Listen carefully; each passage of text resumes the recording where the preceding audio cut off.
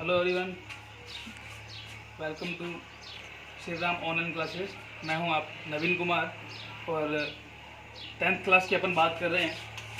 Last video में मैंने आपको एक नया चैप्टर स्टार्ट करवाया था, कोऑर्डिनेट ज्योमेट्री, निर्देशांक ज्यामिति, जिसमें मैंने आपको ये बताया था कि वो क्या होता है, कैसे उसको प्लॉट करते हैं, कैसे बनता है, वो क्या चीज़ है, वो उन सब चीज़ों की बातें अपन कर चुके हैं। और देखिए, अब अपने बात करते हैं 9.1 की। एग्जाम्पल है 2-3, वो आप कर सकते हैं, सिंपल थे। एक फॉर्मूला मैंने बताया था आपको, दूरी फॉर्मूला बताया था मैंने। कोई P पॉइंट है, एक Q पॉइंट है, तो ये P Q का फॉर्मूला। अब इसका पॉइंट होता क्या है, x1 और y1 और x2 और y। तो दूरी निकालने के लिए क्या होता है, x2 माइनस में x1 का square plus y2 minus y1 का स्क्वायर। ये आप उसकी दूरी काउंट कर सकते हैं, निकाल सकते हैं। इसी पे आधारित पूरा 9.1 आपका पूरा हो जाएगा। अब क्वेश्चन क्या है उसकी बात भी कर लेते हैं। देखिए, अभी पी क्यू है, आपको पता है, ये चीज़ें अपन बात कर चुके हैं सब। 9.1 में क्वेश्चन क्या है मैं पढ़ता हूँ। पहला क्वेश्चन आपको एक ग्राफ दे रखा है, इसमें बुक के अंदर दे रखा है।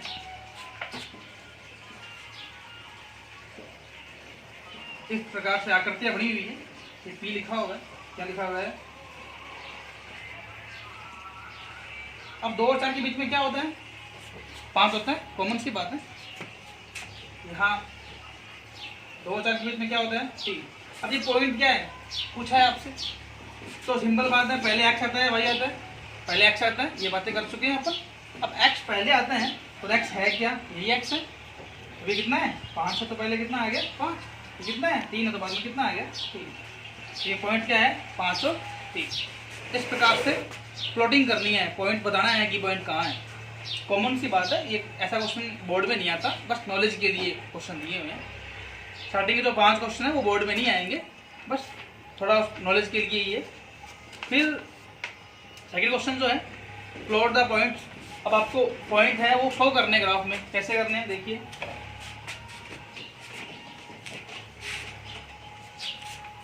आपको ये देखो, ये एक मैंने बना दिया है आपके, आप x और y एक्स है, ये 1 2 3 -1 -2 1 2 3 -1 -2।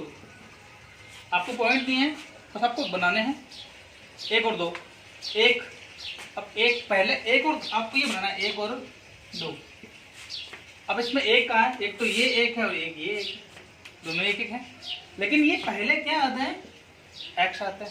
तो x में इस वाले में एक कहाँ है, तो यही है ना, एक पॉइंट मिल गया आपको एक। यानी कि इस सीध में, इस पूरी लाइन पर वैल्यू क्या है 1 है। और अब ये किसकी वैल्यू है, y की। y कहाँ है, इस लाइन पे 2। इस पूरी लाइन पे वैल्यू कितनी है 2 है। दोनों रेखा जहाँ कटती है, तो यहाँ आपको काटनी पड़ रही है, लेकिन जब ग्राफ में आप ये पॉइंट बनाएंगे आपको काटने की आवश्यकता नहीं है, क्योंकि ग्राफ तो बना होता है, उसमें तो लाइनें बनी होती है। आप देखेंगे कि इसकी शीट में ये इस शीट में ये कहाँ कटता है, यहाँ कटता है भाई। तो ये पॉइंट क्या है, एक और। क्या दिक्कत है भाई, कोई हार्ड तो नहीं है, सिंपल चीज़ है। फिर एक पॉइंट है इसमें -1 और 3। सिर्फ आपको ये पढ़ना आना चाहिए कि ये चीज़ क्या है, बस है। -1 और 3 मतलब ये हो गया। अब -1 देखो, आप ढूंढो कहाँ है -1। अब भाई -1 तो ये रहा और ये रहा, 2 ही है ना, 2 ही है। लेकिन पहली वैल्यू x की है, y की है। पहले x आता है, y आता है, पहले x आता है। तो x कहाँ है, ये रहा x।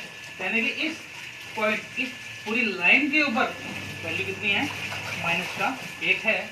फिर है ये 3। अब ये x है, तो ये क्या है y। अब y पे 3 कहाँ है भाई, ये रहा। कहाँ कटता है दोनों, ये कहाँ कट गया, यहाँ कट गया। तो ये पॉइंट क्या बन गया आपके पास। इस प्रकार से जितने भी पॉइंट आपको देता है आप वहाँ बना सकते हैं, कोई ये डिफिकल्ट नहीं है। ये आप अपना आप कीजिए, नहीं आए तो आप मुझसे पूछिए। और भी है जैसे, अब 2 और 0 देखो, ये अच्छी बात है। 2 और 0, 2 कहाँ है, 2 तो ये रहा, पूरी लाइन पे 2 है। अब 0 कहाँ है, मैंने अब 0 किसका मानेगी, y का। मैंने कहा था एक्स अक्ष पर y का मान सदैव क्या होता है, 0 होता है। तो y की वैल्यू 0 कहाँ होती है, इस पूरे अक्ष पर, यानी कि सिंपल यहाँ होता है 0 0। तो यहाँ y की वैल्यू 0 है तो इसकी सीट में 0 0 होगा या नहीं होगा, होगा। अब ये 2 और 0 कहाँ हो गया, यहाँ मिलेगा भाई, 2 और, सही है ना। ये इस प्रकार से करते हैं, ये सिंपल बातें हैं, कुछ ज़्यादा डिफिकल्ट नहीं है। फिर देखिए, अब आपसे तीसरा क्वेश्चन जो है वो कह रहा है कि आप पॉइंट लीजिए, 4 पॉइंट लीजिए और चारों पॉइंट जो हैं एक चतुर्भुज बना दें। क्या बना दें, चतुर्भुज।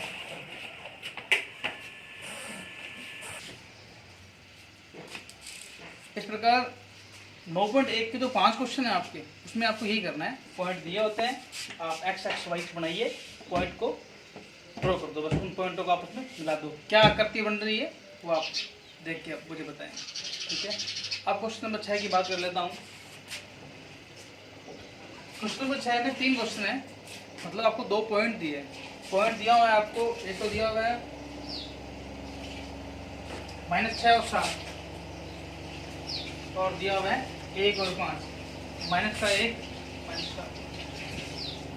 अब ये 2 पॉइंट है, एक पॉइंट ये रहा, एक पॉइंट ये वैल्यू दी हुई है x1 y1 x2 दिया हुआ है।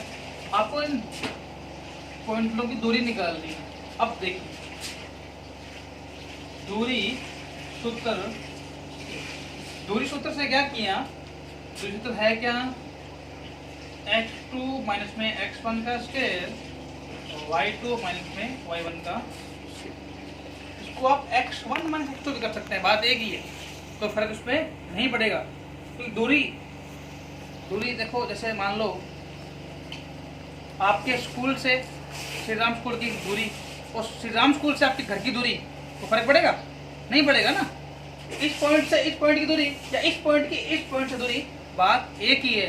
तो ये x1 माइनस x2 भी हो सकता है, इसका फर्क इसमें नहीं पड़ेगा। देखिए, अब इसमें कुछ नहीं करना होता, जो मान है इस पर रख दो। x2 क्या है, -1, ये मैंने -1 यहाँ पे रख दिया। फॉर्मूले में क्या है, माइनस, ये रहा माइनस। x1 क्या है, -6 है, तो मैं लिखूंगा यहाँ पे -6 प्लस y2 क्या है, -5, फॉर्मूले में क्या है, -y1 कितना है, 7, ये हो गया स्क्वायर। देखिए, माइनस क्या होता है, प्लस होता है।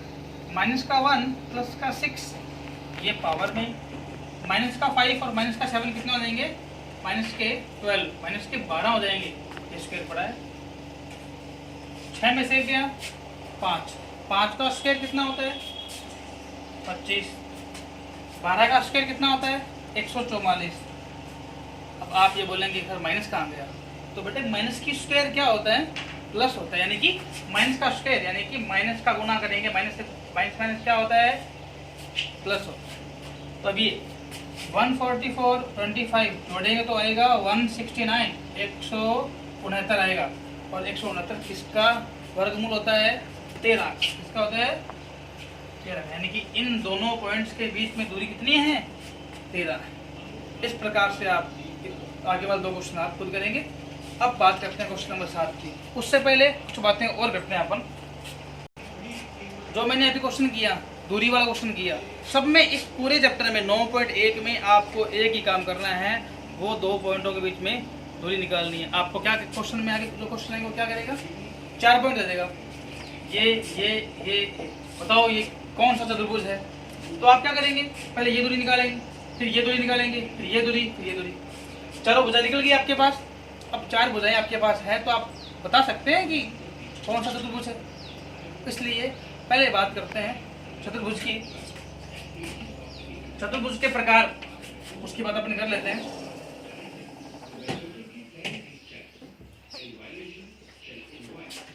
वर्ग, अब इसमें क्या क्या क्वालिटी होती है इसकी बात अपन कर लेते हैं। वर्ग में 4 भुजाएं जो होती है वो क्या होती है, चारों भुजाएं समान। अब एक बात देखो, यहाँ पे अपन तुलना करेंगे। वर्ग एक बार लिख देता हूँ, सम मैंने आपको 4 पॉइंट दिए, आपने चारों भुजाएं ज्ञात कर ली। अब वो चारों भुजाएं है क्या है?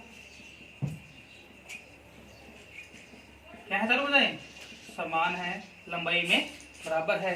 तो आपको पता होगा वर्ग में चारों भुजाएं समान होती है, समचतुर्भुज में भी चारों भुजाएं समान होती है। तो कैसे पता लगेगा कि वो वर्ग है या फिर समचतुर्भुज? तब आपको एक काम और करना पड़ेगा, उन पॉइंट्स के द्वारा आप विकर्ण भी निकाल सकते हैं। तो आपको विकर्ण निकालने पड़ेंगे। अगर विकर्ण क्या है? समान है तो वो क्या बन गया? वर्ग। और अगर विकर्ण जो है वो असमान है तो वो क्या बन गया? समचतुर्भुज। इस प्रकार से आप पता करें। और भी बहुत सी बातें इनके बीच में होती है, जैसे वर्ग में चारों जो कोण होते हैं वो 90 डिग्री के होते हैं, इसके जो विकर्ण है वो लंब समद्विभाजित करते हैं दूसरे को। ये चीजें बाद की बात है। अभी के लिए आपको यही आवश्यकता है कि इन चीजों से आप पता कर सकते हैं कि जो 4 पॉइंट आपको दिए हैं वो क्या है। ठीक है। उसके बाद आता है आयत। आयत में जो सम्मुख भुजाएं हैं, आमने सामने की भुजाएं समान बिल्कुल होती है भाई।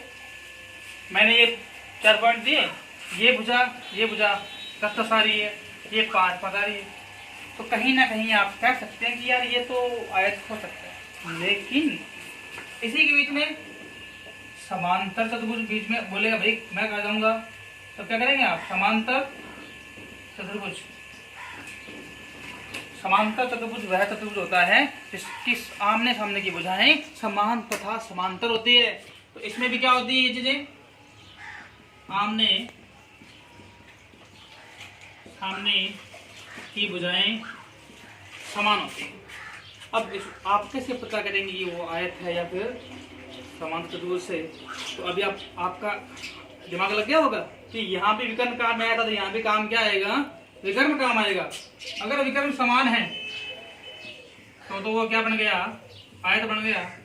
और अगर विकर्ण असमान है तो वो क्या बन जाएगा? समांतर। इन चारों की अपन बात है। इसके अलावा चतुर्भुज होते हैं समलंब चतुर्भुज।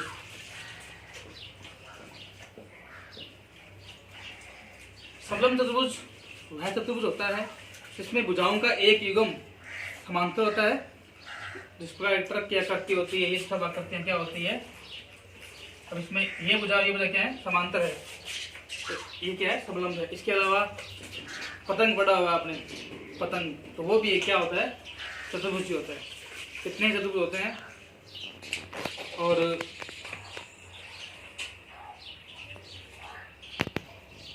अलावा एक चक्रीय चतुर्भुज और होता है, 7वां। ये 7 चतुर्भुज होते हैं। अपने यहाँ पे इन चारों की आवश्यकता पड़ेगी। इनकी बात अपने कर लीजिए, ये आप नोट कर लीजिए। इसी के आधार पर आप आगे वाले क्वेश्चन करेंगे। इनके अलावा त्रिभुज की बात भी कर लेता हूं मैं। समबाहु होता है, एक समद्विबाहु होता है, एक समकोण भी अपने काम में आता है। सम मतलब समान, बहु मतलब भुजा। जिनकी तीनों भुजाएं समान होती है वो समबाहु होता है। सम समान द्वि दो बाहु भुजा। समान है जिसकी 2 भुजाएं वह है समद्विबाहु। इस प्रकार से इनके नाम के आधार पर इनकी परिभाषा बनती है, कोई मंत्र नहीं पढ़ना। समकोण जिसमें एक कोण कितना डिग्री का हो? 90 डिग्री का हो।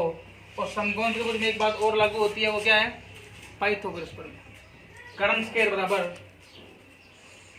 कर्ण का स्क्वायर बराबर लंब का स्क्वायर प्लस में आधार का। ये आपने पहले पढ़ा होगा। इस प्रकार से आप ध्यान रखें, इन्हीं पे आधारित आपके क्वेश्चन आगे। 7वां क्वेश्चन जो है वो समकोण त्रिभुज आपको सिद्ध करना है। आप तीनों भुजाएं निकालिए, खुद इसको ट्राई कीजिए। और आज के लिए इतना ही। नेक्स्ट वीडियो में 9.1 अपने कंप्लीट कर देंगे।